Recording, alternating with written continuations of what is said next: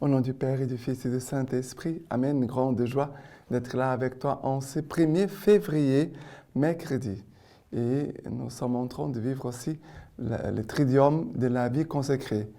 Hier, aujourd'hui et demain, on se prépare pour célébrer cette fête de la présentation de Jésus au Temple. Et c'est une fête de la vie consacrée spécialement, où notre pape Saint Jean-Paul II avait choisi de célébrer cette fête de la vie consacrée. Alors, j'invite tous les consacrés demain à renouveler son oui au Seigneur. Et préparons-nous dans la prière, par la confession, par un bon temps d'accompagnement. Préparons-nous pour renouveler notre offrande au Seigneur. Première lecture d'aujourd'hui, c'est Hébreux chapitre 12, à partir du verset 4. 12, à partir du verset 4. Vous n'avez pas encore résisté jusqu'au sang dans la lutte contre les péchés. Avez-vous oublié l'exhortation qui s'adresse à vous comme à des fils? Mon fils, ne méprise pas la correction du Seigneur. Il ne te décourage pas quand il te reprend. Car celui qui aime le Seigneur, il le corrige. Et il châtie tout fils qu'il agrée. C'est pour votre correction que vous souffrez. C'est en fils que Dieu vous traite. Et quel est le fils qui ne corrige son père?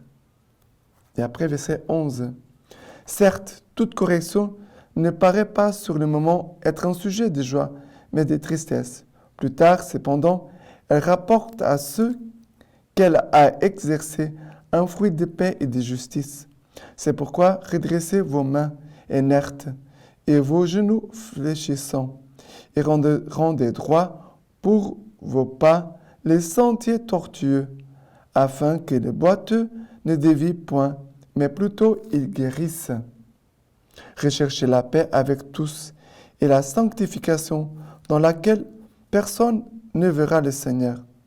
Veillons à ce que personne ne soit privé de la grâce de Dieu, à ce qu'aucune racine amère ne pousse des rejetons et ne cause de trouble, ce qui contaminerait toute la masse. Alors, la lecture d'aujourd'hui nous parle de correction. Et c'est vrai que la parole de Dieu elle est bien claire. Certes, toute correction ne paraît pas sur le moment être un sujet de joie, mais de tristesse. Mais plus tard, cependant, elle rapporte à ceux qu'elle a exercé un fruit de paix et de justice. Et c'est vrai que, bien sûr, la correction, c'est très importante. Mais il faut aussi vérifier quel genre de correction nous exerçons vers les autres, ou peut-être que les autres ont exercé ou exercent envers nous. Parce qu'on doit avoir une correction qui édifie l'autre, qui met l'autre sur le bon chemin. Mais si c'est seulement une correction pour taper, pour frapper, pour humilier l'autre, pour blesser l'autre, ça ne sert à rien parce que cela ne va pas produire un bon fruit. Et certes, il faut parler avec fermeté, avec clarté, mais aussi on ne peut pas oublier la charité. Toute correction doit être faite avec fermeté, clarté, mais aussi avec charité, avec amour. Sinon, ne produira pas de bons fruits et parfois ça va même produire des fruits contraires. Ça veut dire ça va produire un fruit de révolte, de rage, de haine, de mépris, de vengeance. Ça, ce n'est pas bon. La correction, c'est pour édifier l'autre, c'est pour faire grandir l'autre, pour aider l'autre à mûrir. Vous comprenez? C'est très, très important. Mais voilà que le Seigneur nous dit encore ceci.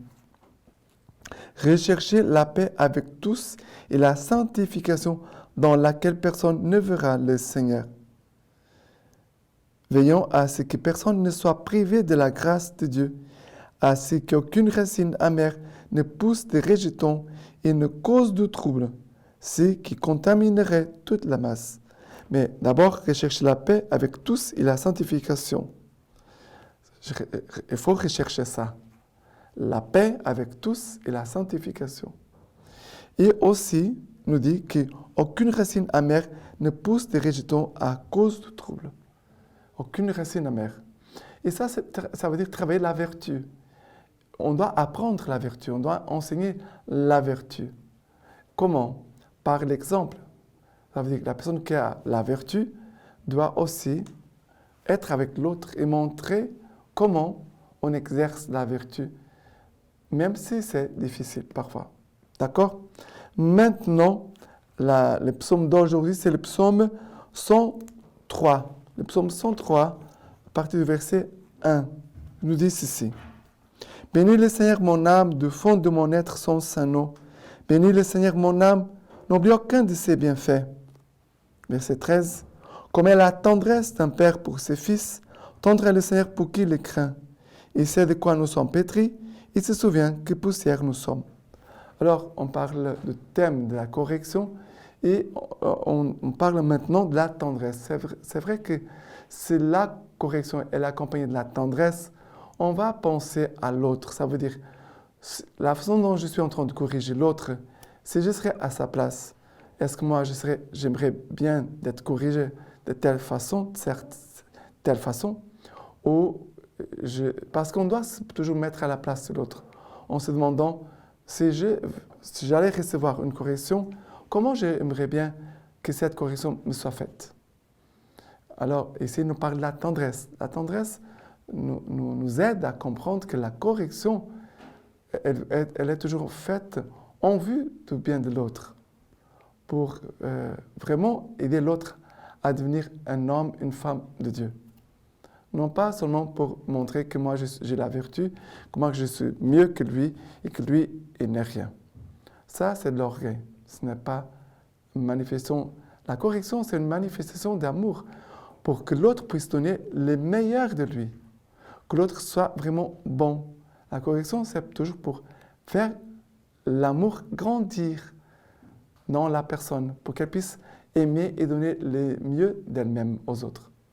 Maintenant, l'évangile d'aujourd'hui, c'est Marc chapitre 6, à partir du verset 1. Étant sorti de là, il se rend dans sa patrie, et ses disciples le suivent. Le sabbat venu, il se mit à enseigner dans la synagogue, et le grand nombre, en l'entendant, étaient frappés et disaient, d'où cela lui vient-il? Et qu'est-ce que cette sagesse qui lui a été donnée et ces grands miracles qui se font par ses mains? Celui-là n'est-il pas le charpentier, le fils de Marie, le frère de Jacques, de Joseph, de Jude et de Simon? Et ses sœurs ne sont-elles pas ici chez nous? Ils étaient choqués à son sujet. Et Jésus leur disait, un prophète n'est méprisé que dans sa patrie, dans sa parenté et dans sa maison. Et il ne pouvait faire là aucun miracle, si ce n'est qu'il guérit quelques infirmes en leur imposant les mains, et s'étonna de leur manque de foi. Il parcourait les villes à la ronde en enseignant. Alors, qu'est-ce qui se passe? Jésus va venir dans sa patrie, dans son village. Il va commencer à enseigner. Il va enseigner. Jésus est en train de donner la parole de Dieu, en fait, communiquer Dieu pour les âmes. La parole de Dieu, c'est Dieu lui-même qui se donne à nous. Jésus est là en train d'enseigner, on pourrait même dire corriger, parce que la parole de Dieu vient toujours nous corriger en disant « ça c'est du péché, ça ce n'est pas bon, il faut faire comme ça ». C'est une correction. La parole de Dieu, elle nous corrige constamment.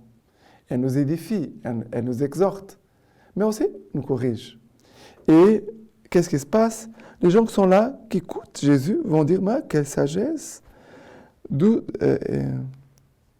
Qu'est-ce que cette sagesse qui lui a été donnée et ces grands miracles qui se font par ses mains ?» Alors, jusqu'ici, c'est bien. Ils sont étonnés, émerveillés de la sagesse de Jésus et de ses miracles. Mais après, ils vont réduire Jésus seulement au charpentier. Il n'est pas le fils du charpentier, ses frères sont telle personne, ses sœurs sont telle personne. Ils sont en train de réduire Jésus seulement à une personne humaine. Et ça veut dire que la sagesse et les miracles de Jésus n'ont pas dans leur cœur, de ces gens-là qui écoutaient, leurs cœurs ne sont pas élevés vers Dieu, ça veut dire qu'ils ne sont pas attachés à Dieu, mais au contraire, ils ont un regard humain sur Jésus. Et c'est dommage parce que Jésus, vraiment, il va être étonné parce que les gens de son village manquaient de foi. Le Seigneur désire toujours nous faire grandir dans la foi, écouter sa parole dans la foi, dans nos attitudes de foi. Et que cette foi puisse être le moteur de notre vie chrétienne pour nous faire même nous ajuster, nous corriger nous-mêmes. On ne doit pas seulement attendre la correction d'un autre, soit de Dieu, soit des autres, mais nous-mêmes, nous devons avoir la capacité de se dire à nous-mêmes, à chacun de nous, à soi-même, de se dire, je dois me corriger, je dois changer telle chose. OK? Maintenant, la lecture patristique d'aujourd'hui, c'est des diadoques avec des photicées. Nous dit ceci, il y a une lumière de la vraie connaissance qui consiste à discerner infailliblement le bien du mal. Après, il nous dit, il faut que ceux qui luttent gardent toujours leurs pensées à l'abri des tempêtes, afin que l'entendement discerne les suggestions qui les traversent. Il faut déposer dans les celliers de la mémoire celles qui sont bonnes et envoyées par Dieu, mais il faut rejeter celles qui sont mauvaises et diaboliques, hors des entrepôts de notre nature. La purification de l'entendement appartient exclusivement au Saint-Esprit. Il faut donc, par tous les moyens, et surtout par la paix de l'âme, permettre au Saint-Esprit de se reposer, afin que nous soyons toujours la lampe de la connaissance brillante en nous. Si elle rayonne sans cesse dans les profondeurs de notre âme, non seulement toutes ces attaques cruelles et ténébreuses lancées par les démons se trouvent dénoncées, mais encore, elles perdent beaucoup de leur vigueur quand elles sont prises sur le fait par cette lumière sainte et glorieuse. Maintenant, je vous laisse la bénédiction par les mains toutes pures de la Vierge Marie. Que le Tout-Puissant vous bénisse et vous garde, le Père, le Fils et le Saint-Esprit. Amen.